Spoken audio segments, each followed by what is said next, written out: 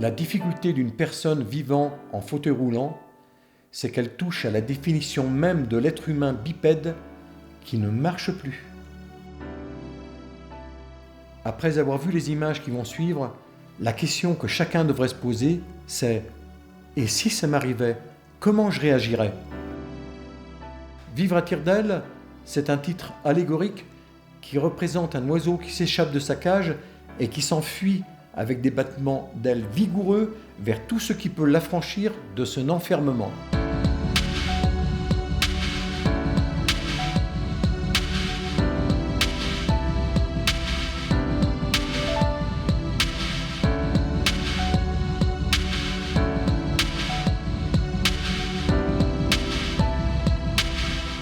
Pourquoi j'ai écrit ce livre ? J'ai écrit ce livre parce que j'étais une personne valide, une personne passionnée de montagne, une personne qui se dépassait tout le temps. Et quand j'ai eu mon accident, j'ai dû faire le deuil de la personne que j'étais, de ce que je ne pouvais plus faire, que j'accepte de vivre au mieux avec mon fauteuil roulant et les conditions qui étaient les miennes à présent. Et ça n'a pas été évident. Après, il faut savoir que lorsqu'on est un sportif et un aventurier dans l'âme, c'est un état d'esprit. Et ça l'est encore aujourd'hui. J'ai développé une telle agilité dans les sports adaptés au handicap que j'ai pu continuer à me dépasser et à me sentir bien vivant.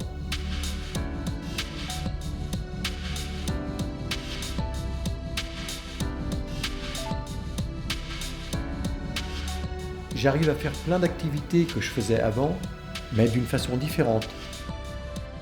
Et le sport reste toujours ma dopamine.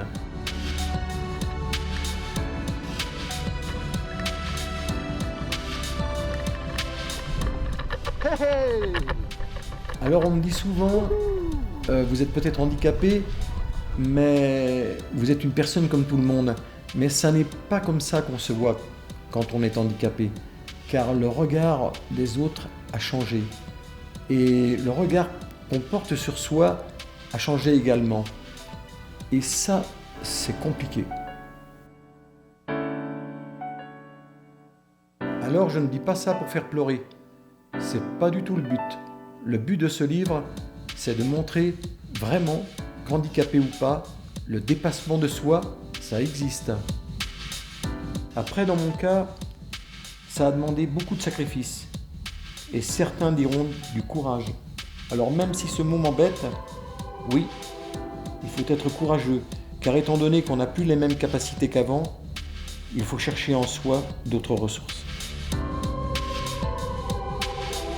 Marathonien en fauteuil, protagoniste de l'enseignement du ski assis en France, aviateur, navigateur au grand large, cycliste à la force des bras, voyageur des sables.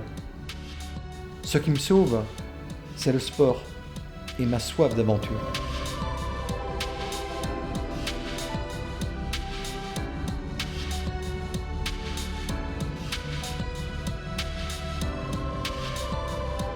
Aujourd'hui, je me vois comme un soignant à part entière, en étant un passeur de vie et d'espoir par la transmission de mes passions.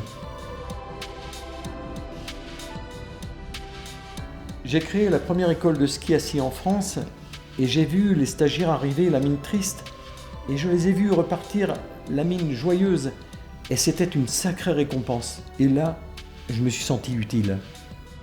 J'ai été le premier pilote d'avion handicapé qualifié montagne et transporter des personnes comme moi, ça reste un souvenir inoubliable.